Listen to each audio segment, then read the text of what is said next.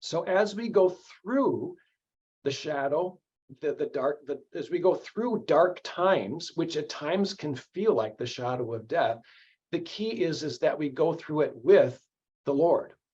With God is what makes our journey fulfilling.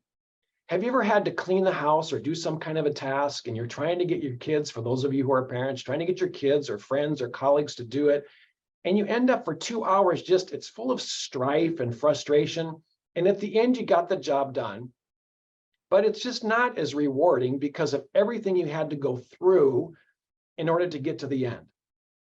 And I think it's important that we recognize that in order to have satisfaction toward the end, or we can have greater satisfaction and fulfillment toward the end if we choose to go through it with the Lord, with the Holy Spirit.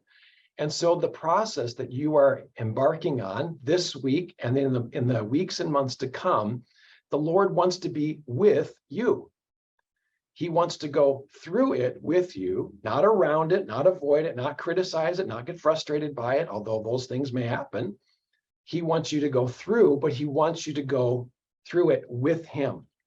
And Matthew 11, 29 and 30 show us how we can go through it with God. That's the passage where it talks about, it says, "Come to me, all you who labor and are heavy laden, and I will give you rest.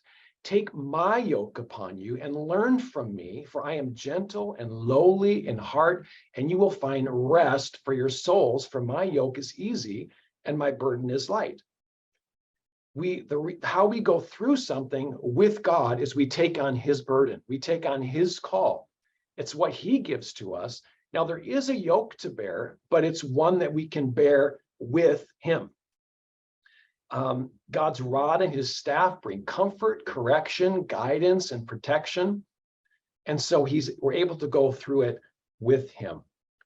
So as you go through what the Lord has, what you have in your life right now, and I want to encourage you to go through it with the presence, the power, and the communion of the Holy Spirit.